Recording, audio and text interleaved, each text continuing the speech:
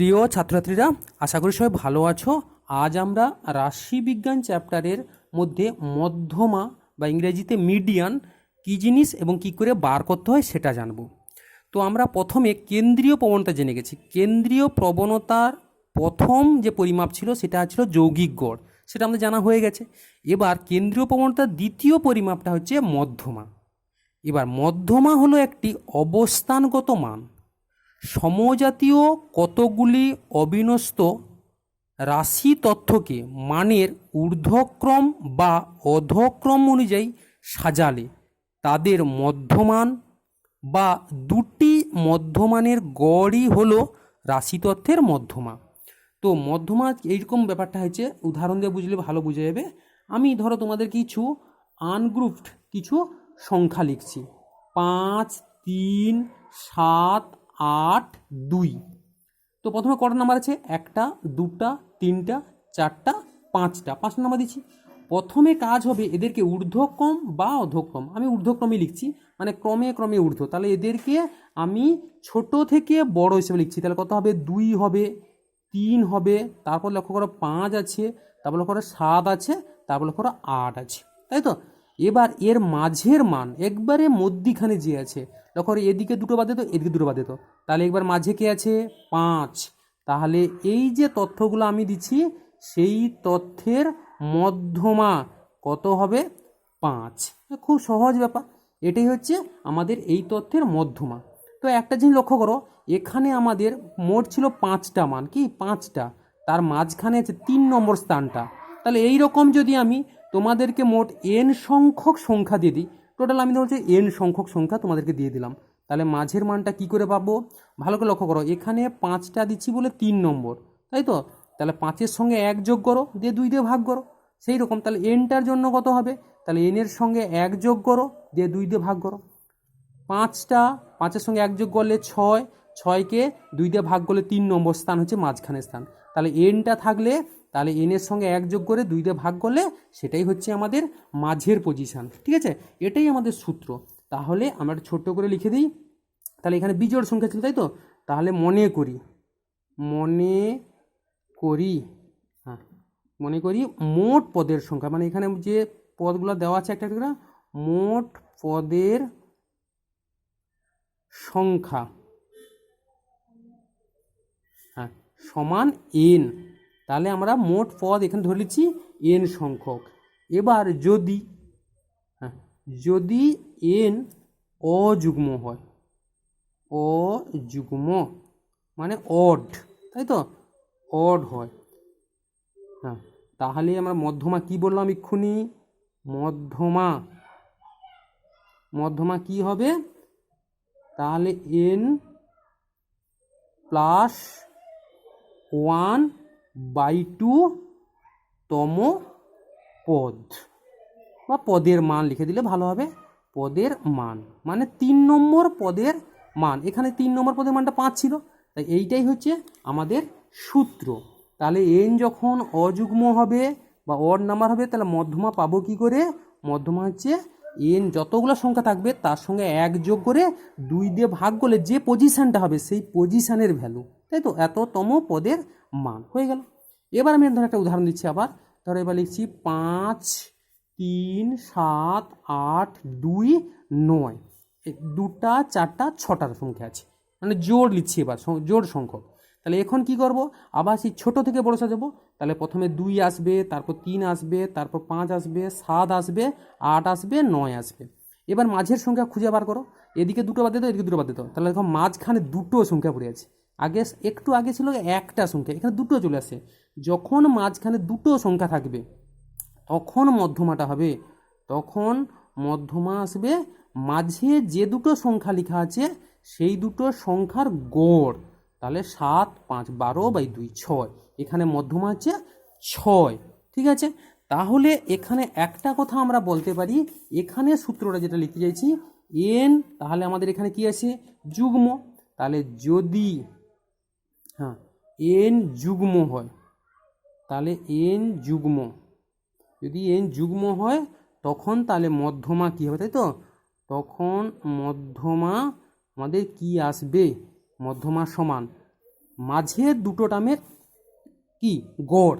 এবার মাঝের দুটো টার্ম লক্ষ্য করো, আমাদের মোট টার্ম ছিল 1টা 2টা 3টা 4টা 5টা 6টা। 6টার মধ্যে প্রথম টার্মটা আসে 3 নম্বর টার্ম, 1 2 3, আর তারপরটা আছে 4 নম্বর টার্ম। তাহলে 6-এর ক্ষেত্রে 2 ভাগ করলে 3 পাবো। তাহলে এক্ষেত্রেও সেরকম, তাহলে n/2 তম তম পদের মান প্লাস তারপরের টার্ম, তাহলে n/2 প্লাস 1 তম পদের মান। ব্যাস, তাহলে কি লিখলাম আবার বলছি ছোট করে, যখন n জোড় হবে, জোড় মানে 6টা 8টা 10টা এইরকম জোড় হয়, তখন তাহলে মাঝখানে দুটো টার্ম পাবে, সেই দুটো টার্মের গড় নিতে হবে, তাই তো। তাহলে n যদি আমাদের যুগ্ম হয় মানে জোড় হয় মানে ইভিন নাম্বার হয়, তখন আমরা কি করব, মধ্যমা নির্ণয় করতে কি করব, মাঝের টার্ম n/2 নেব, ঠিক আছে, আর একটা নেব n/2 প্লাস 1, তাদের দুটো টার্ম নেব এততম পদের মান বাই 2, তাদের আমরা গড় নিয়ে নেব, তাহলেই আমাদের মধ্যমা চলে আসবে। তাহলে এত সময় পর্যন্ত আমরা যে সূত্রগুলো বললাম, সূত্রগুলো হচ্ছে অবিন্যস্ত মানে আনগ্রুপ তথ্যের ক্ষেত্রে এই রকমভাবে করা হবে, ঠিক আছে। বইতে এরকম কিছু অঙ্ক আছে, তাহলে অঙ্কগুলো আগে করে নিই। তাহলে চলে আসি বইতে 1-এর দাগের অঙ্ক। এখানে অঙ্ক কী আছে দেখা যাক। মধুবাবুর দোকানের গত সপ্তাহের প্রতিদিনের বিক্রয়লব্ধ অর্থ টাকায় হলো, এগুলো দেওয়া আছে 107, 210, 92, 52, 113, 75, 195। বিক্রয়লব্ধ অর্থের মধ্যমা নির্ণয় করি। তাহলে মধুবাবুর দোকানে এক সপ্তাহে কত কত লাভ হচ্ছে সেটা টাকায় দেওয়া আছে, সেই লাভগুলো থেকে তার আমি মধ্যমা বার করব। মধ্যমা মানে হচ্ছে, আবার বলছি, মাঝের মান, তাই তো। প্রথমেই আমাদের যেটা কাজ হবে, এই যে তথ্যগুলো দেওয়া আছে তাকে ঊর্ধ্বক্রমে মানে ছোট থেকে বড় হিসাবে লিখে দিচ্ছি, তাই তো। তাহলে ওইটা একটু ভাষা লিখে দিতে হবে। প্রদত্ত অবিন্যস্ত মানে যেগুলো গ্রুপ নয়, রাশি তথ্যকে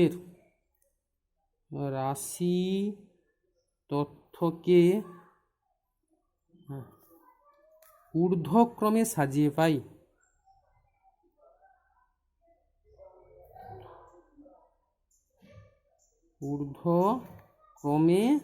সাজিয়ে পাই।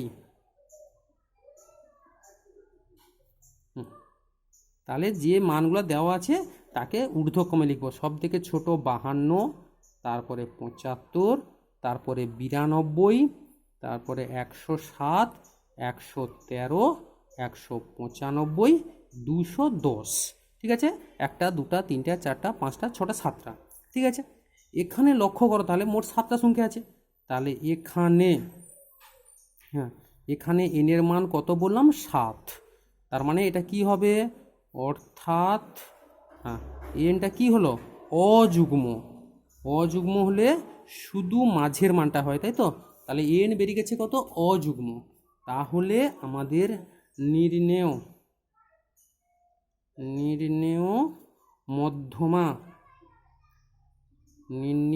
মধ্যমা কি আসবে, এখানটা বললাম n+1/2 তম পদ, তাই তো। এক্ষুনি বললাম তম পদ, ছোট্ট করে অত সব সূত্র দিকে মনে নাও রাখো, সোজা কথা এখানে মাঝের টার্ম ছোট থেকে বড় হিসেবে লিখবে, দিয়ে মাঝের টার্ম লিখবে। এখানে এর মান কত বললাম, 7, তাহলে 7 + 1/2 এত তম পদ, 7 × 8, 8/2 মানে চতুর্থ পদ, তাই তো। তাহলে এখানে হবে চতুর্থ পদের মান। তাহলে এখানে চতুর্থ পদের যে মানটা হবে সেটা লিখবো। চতুর্থ পদের মানটা কত হিসাব করলো, 1টা 2টা 3টা 4টা, তাহলে মানে কত আসে, 107। চতুর্থ নম্বর পদ মানে 4 নম্বর পদ, তাহলে কত এলো অঙ্কে, 107। এবার এখানে কিসে টাকায় আছে, তো এককটাও লিখে দিবে, এত টাকা। তাহলে প্রথমটার ক্ষেত্রে আমাদের মধ্যমা বেরিয়ে গেলো খুব সহজে, ঠিক আছে।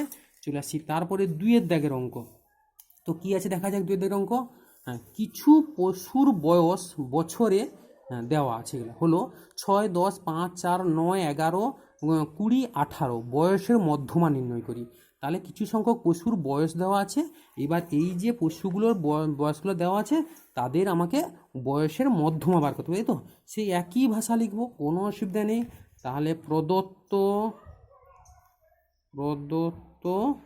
ঠিক আছে, অবিন্যস্ত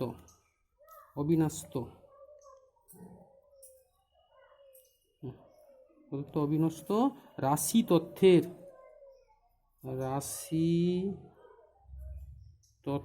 বা রাশি তথ্য সাজিয়ে পাই লিখে তথ্যকে ঊর্ধ্বক্রমে রাশি তথ্যকে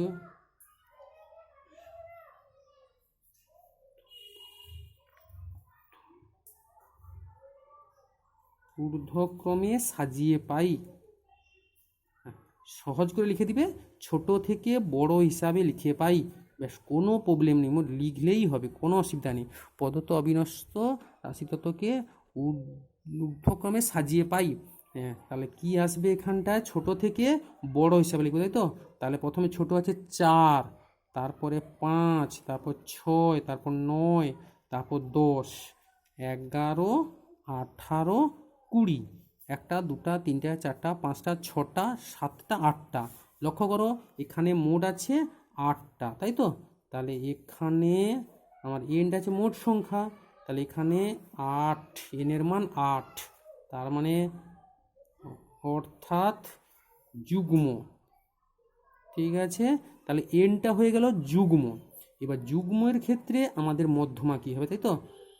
মধ্যমা, যুগ্ম যেহেতু হচ্ছে মধ্যমা কী হবে? গড় লিখতে হবে, তাই তো? দুটা হবে যুগ্মের ক্ষেত্রে, মাঝে দুটো আসে, তাহলে দুটোর গড়।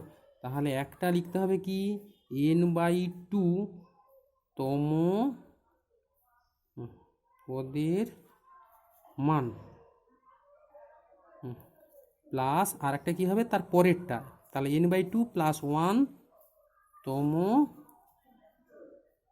আমি নিচে লিখে দিচ্ছি পদের মান, মানে এই উপরটা ধরেনি তাই আমি নিচে লিখে দিলাম। তাহলে n/2 তম পদের মান প্লাস n/2 + 1 তম পদের মান। এবার n/2, n এর মান কত বলে 8, তাহলে 8কে 2 দিয়ে ভাগ করলে 4, মানে চতুর্থ পদ, তাই তো? তাহলে চতুর্থ, একবার বসে দিয়ে চতুর্থ পদের মান, হ্যাঁ, চতুর্থ পদের মান প্লাস এটা তাহলে পঞ্চম হবে, তারপরেরটা পঞ্চম পদের মান, চতুর্থ পদের মান আর পঞ্চম পদের মান বাই 2। তাহলে এবার চলে আসি চতুর্থ পদ কত আছে, তাহলে গুনে যাও, 1 নম্বর 2 নম্বর 3 নম্বর 4 নম্বর, তাহলে 9 আছে, আর পঞ্চম তার পরেরটা মানে 10 আছে, তার মানে 19/2। আচ্ছা, এগুলো সব বছর হবে, কোনো অসুবিধা নেই। একক, এটাও বছর হবে কারণ বয়স তো বছরে দেওয়া আছে। তাহলে 9.5 বছর, তো আমাদের মধ্যমা বেরিয়ে গেল। এটাই হচ্ছে সূত্র। এবার ছোট্ট করে আমি বলছি, আমার কত যদি সূত্র মনে নাও থাকে, মধ্যমা আমাদের দেখবে এই সমান সমান সংখ্যা, এই ধারে 3টে বাদে দিলে 3টে বাদে দিলে, তাহলে মাঝে 2টা পড়েছে, এই দুটো সংখ্যা যখন মাঝে আসবে তার গড় নিলেই আমাদের মধ্যমা চলে আসবে, ঠিক আছে? তো আর একটা অঙ্ক করে নেই, বইতে 5-এর দাগের অঙ্ক একই রকম আছে, এটা একটু শুধু ছাত্র সংখ্যাগুলো একটা বেশি দেওয়া আছে, আর কিছু নয়, একই রকম অঙ্ক। তো 5-এর দাগের অঙ্ক কি দেওয়া আছে তাহলে দেখে নিই। নিচের 70 জন ছাত্রের ওজনের পরিসংখ্যা বিভাজন ছক থেকে ওজনের মধ্যমা নির্ণয় করি। 70 জন ছাত্র আছে, তাদের পরিসংখ্যা বিভাজন ছক একটা নিচে দেওয়া আছে তাদের ওজনের, সেইখান থেকে তাদের মধ্যমা বার করতে হবে। তার মানে এখানে দেখো ওজন 43 কিলো ওজনের ছাত্র আছে 4 জন, 44 কেজি ওজনের ছাত্র আছে 6 জন, 45 কেজি ওজনের ছাত্র আছে 8 জন। এইভাবে আমাদের একটা ছক এখানে দেওয়া আছে। এবার আমাকে এটা থেকে মধ্যমা বার করতে হবে, এই যে ছাত্রগুলো আছে তাদের মধ্যমা বার করতে হবে, ওজনের মধ্যমা। তো প্রথমে এই যে ছকটা আছে এই ছকটাকে এই দিকে লিখবো, ওজনকে এই দিকে লিখবো, ছাত্র সংখ্যা মানে এখানে পরিসংখ্যা বোঝাচ্ছে, সেটাকে এই দিকে লিখবো, এবং একটা ক্রমযৌগিক পরিসংখ্যা আমাদের লাগবে। ক্রমযৌগিক পরিসংখ্যা তোমার ক্লাস 9-এ শিখে গেছো, সেটা একটা বার করতে হবে। ওই জন্য প্রথমে লিখে দিলাম এই যে টেবিলটা আছে এই টেবিলেই আমি ক্রমযৌগিক পরিসংখ্যাটা যোগ করছি। প্রদত্ত পরিসংখ্যা বিভাজন ছকে, মানে যেটা দেওয়া আছে সেটাতেই ক্রমযৌগিক পরিসংখ্যা স্তম্ভ যোগ করে পাওয়া যায় বা পাই। তাহলে কি লিখলাম, এই যে টেবিল একটা তৈরি করব, টেবিলে এইটা তো থাকবেই, তার সঙ্গে আরও ক্রমযৌগিক পরিসংখ্যাটা যোগ করব। তাহলে করে দিই, প্রথমে তাহলে কী কী আসছে, প্রথমে হচ্ছে ওজন 43, 44, 45, 46, 47, 48, 49, 50। তাহলে এতগুলো ওজন আমাদের আছে। এবার 43 কিলোতে কজন আছে, 4 জন, তারপর 6 জন, তারপর 8 জন, তারপর 14 জন, তারপর 12 জন, তারপর 10 জন, তারপর 11 জন, আর লাস্টে 50 কেজি ওজনের 5 জন আছে। এই হচ্ছে আমাদের দেওয়া আছে, এটা ছাত্র সংখ্যা পরিসংখ্যা। এইবার আমাদের কাজ হবে কর্মযৌগিক পরিসংখ্যা। কর্মযৌগিক পরিসংখ্যা বার করতে হলে কী করতে হবে, ক্ষুদ্রতর সূচক আমি বার করছি, সুবিধা হবে তোমাদের। প্রথমে এই যে 4 আছে না, এখানে লিখে দেবে 4। এইবার এই 4-এর সঙ্গে এই 6 এদিকে যোগ করবে, 4 যুক্ত 6, 6 4 কত হবে 10, 10 যুক্ত 8 কত হবে 18, 18-র সঙ্গে 14-র যোগ, এইটার সঙ্গে এইটার যোগ, এদিকে দেখো তাহলে কত হবে 32, 32-এর সঙ্গে 12-র যোগ, 32-এর সঙ্গে 12, 2 গুণে 4, 3 একে 44, 44-এর সঙ্গে 10 যোগ কত হবে 54, 54-র সঙ্গে 11 যোগ তাহলে 65, 65-র সঙ্গে 5 যোগ মানে 70। এটাই আমার বেরিয়ে গেল টোটাল ছাত্র। তুমি এইটাকে যোগ করে দেখবে, টোটাল 70ই আসবে, মানে পরিসংখ্যা যা আসবে এখান থেকেও একই আসবে। তাহলে কী করলাম, ছোট্ট করে বলছি, পরীক্ষায় এরকম লিখবে। আমি তাহলে কী করছি, এই প্রথমে এই 4টা বসিয়ে দিলাম, 4-এর সঙ্গে 6-এর যোগ, মানে এইখানে 6 আর এই 4টাকে যোগ করছি, ঠিক আছে 10 হলো। আবার এই যে 10 আসে, 10 এই 10 আর এর সঙ্গে 8 যোগ করছি, তাহলে এইটা আসে। আবার এই যে 18 আসে, 18-র সঙ্গে এই 14 যোগ করছি। এইভাবে আমাদের কর্মযৌগিক পরিসংখ্যা ক্ষুদ্রতর সূচক বার করতে হয়। তো বার করা হয়ে গেল। এবার বার করার পর এখানে লক্ষ্য করো, এখানে এনের মান তাহলে কত আসে, এখানে এনের মান আসে কত 70, তাই তো। তাহলে 70 মানে কি আসে, যুগ্ম, অর্থাৎ হ্যাঁ যুগ্ম আসছে, তাই তো। তাহলে এনটা এখানে আমাদের যুগ্ম। যুগ্ম হলে মধ্যমা কি হয়, সূত্র তো আমরা সবাই জানি, মধ্যমা সূত্র আমরা সবাই জানি মধ্যমা। তাহলে কি আসবে, গড় আসবে, তাই তো। একটা নিচে 2 হবে, কি হবে 70 যেটা আছে তার হাফ মানে n/2, n/2 তম পদের মান প্লাস n/2 তার এক পরেরটা মানে n/2 প্লাস 1 তম পদের মান। ব্যাস, এই তো খুব সহজ ব্যাপার। এন যদি জোড় হয় যুগ্ম হয় তাহলে n/2 তম পদের মান লিখবো, প্লাস n/2 প্লাস 1 তম পদের মান লিখবো, এবং তাকে 2 দিয়ে যোগ করবো, 2 দিয়ে ভাগ করবো, মানে গড়। তাহলে এখানে এন যদি 70 হয় তাহলে প্রথমটা কি আসবে 35, এন এটাকে 2 দিয়ে ভাগ করছি, 35 তম পদের মান প্লাস তার সঙ্গে 1 যোগ করলে কত হবে 36, তাহলে 36তম পদের মান, তাহলে 35 এবং 36তম পদের মান বাই 2, তাই তো। এইবার আমাদের খুব সহজ করে আসবে, তাহলে এখানে 35তম মানটা কত, 35তম পদটা কত, এবার এখানে চলে আসতে হবে। এটা আছে প্রথমে 4টা আছে তার মান 43, তারপরে 10 পর্যন্ত, মানে 4-এর পর থেকে 10 পর্যন্ত এই ঘরে আছে, মানে 5 থেকে শুরু করে 10 পর্যন্ত। এবার এই ঘরটা 10-এর পর মানে 11 থেকে 18 পর্যন্ত এই ঘরে আছে, ঠিক আছে। 18-র পর 19, তাহলে 19 থেকে শুরু করে 32 পর্যন্ত এই ঘরটায় আছে, ঠিক আছে। আর 32-এর পর থেকে শুরু মানে 33 থেকে 44 পর্যন্ত এই ঘরটায় আছে, তার মধ্যে তাহলে 35 আছে।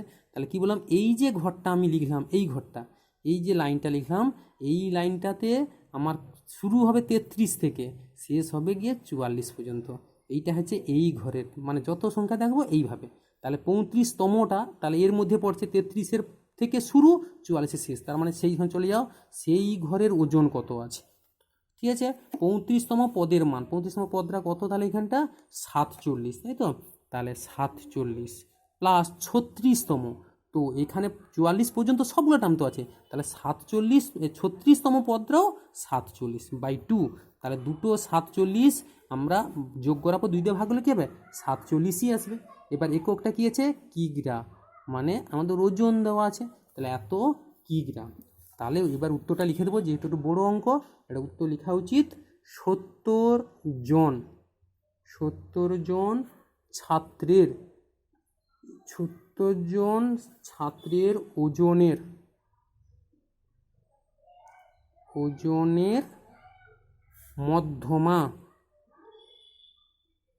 মধ্যমা কত বেরালো 47 কিগ্রা, বা কেজি? উত্তর